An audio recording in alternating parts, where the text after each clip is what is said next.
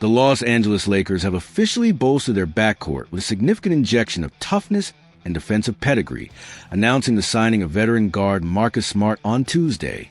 The deal, a 2-year, $11 million contract, brings a former Defensive Player of the Year to Los Angeles to serve as a critical defensive anchor in the supporting cast around superstars LeBron James and Luka Doncic. The move addresses one of the team's most pressing needs after losing defensive wing Dorian Finney-Smith to the Houston Rockets in free agency. Smart, 31, brings a championship-tested resume to the Lakers. During his 9 seasons with the rival Boston Celtics, he was the emotional and defensive heart of a team that made 9 consecutive playoff appearances, culminating in a trip to the 2022 NBA Finals. His individual accolades include 3 first-team All-Defense selections and the 2022 NBA Defensive Player of the Year award. While his defensive prowess is undeniable, the signing is not without risk. Smart's last 2 seasons, split between the Memphis Grizzlies and Washington Wizards, have been marred by injuries, limiting him to just 54 total games. The Lakers are betting that he can stay healthy and return to his elite defensive form. The Lakers are not relying on Smart for scoring. His career high is a modest 13.1 points per game, but his value lies on the other end of the floor.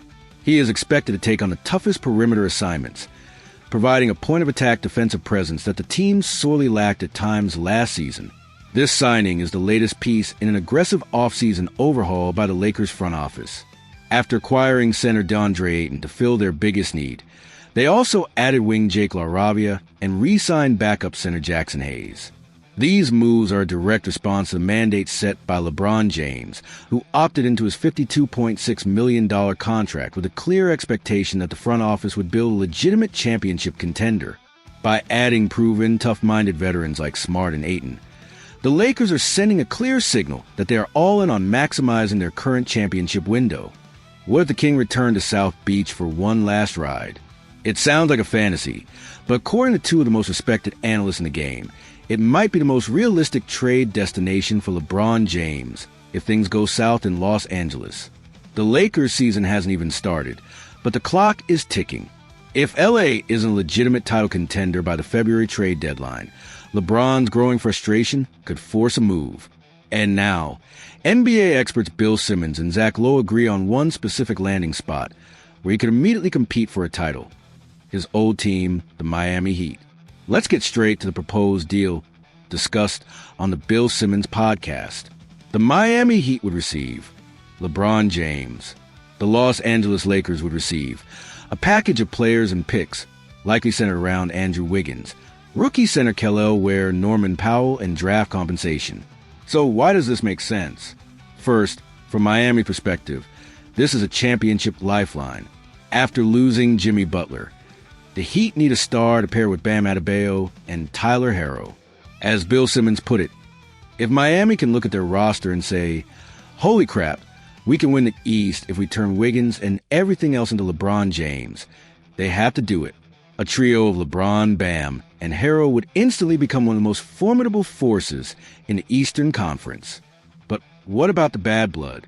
Didn't LeBron's exit from Miami leave a sour taste in Pat Riley's mouth? Simmons has the perfect counter-argument.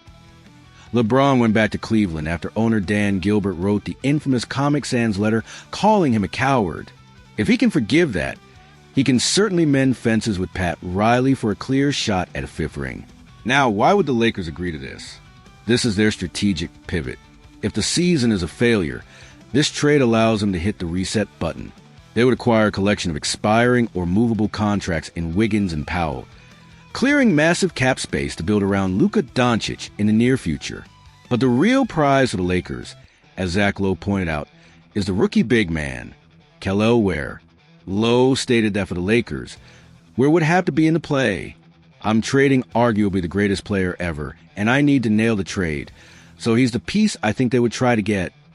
Ware is the exact type of young, athletic rim runner the Lakers would want to pair with Luka for the next decade.